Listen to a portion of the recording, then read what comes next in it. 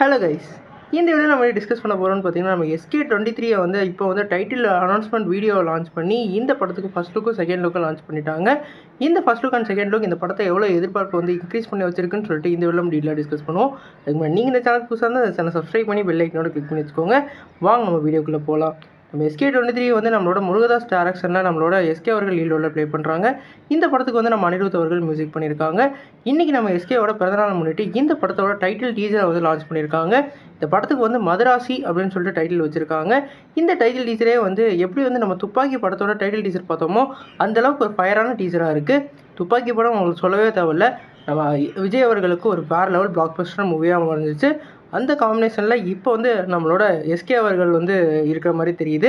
குறிப்பாக அவரோட ஃப்ரேம் லுக்கு அதெல்லாம் வந்து வேறு லெவலில் இருக்குது. இந்த படத்தில் அவருக்கான லுக் வந்து ஒரு பக்கமான மாசான லுக்காக வந்து அமைச்சிருக்காங்க. இந்த படத்தோட ஃபஸ்ட் லுக்லேயும் சரி செகண்ட் லுக்லேயும் சரி இவரோட லுக்கை பேஸ் பண்ணியே வந்து அவங்க வந்து டிசைன் பண்ணியிருக்காங்க. இவரை வந்து ஒரு ஆக்ஷன் ஹீரோவாக வந்து நம்மளோட முருகதாஸ் வந்து மாற்றிட்டதா நமக்கு நல்லாவே தெரியுது.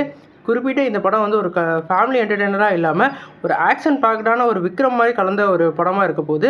நம்ம AR முருகதாஸ் அவர்கள் வந்து லாஸ்ட் படமாக தர்பார் கொடுத்து அவர் வந்து ஒரு ஃப்ளாப் கேட்டகரியில் இருந்தார். இந்த படத்தில் கண்டிப்பாக அவர் வந்து ஒரு வேறு லெவல் கம்பேக் கொடுப்பார்னு நம்ம நம்புவோம். குறிப்பாக SK அவர்களுக்கு இந்த படம் வந்து ஒரு கெரியர் பெஸ்ட்டாக கண்டிப்பாக அமைய போகுது. ஏற்கனவே அமரன் படம் மூலமாக 300 கோடி கிளப்பில் வந்து இணைஞ்சிட்டார். இந்த படத்தில் அவர் என்ன மாதிரி பாக்ஸ் ஆஃபீஸ் க்ரோத் இருக்க போது நம்ம வெயிட் பண்ணி பார்ப்போம்.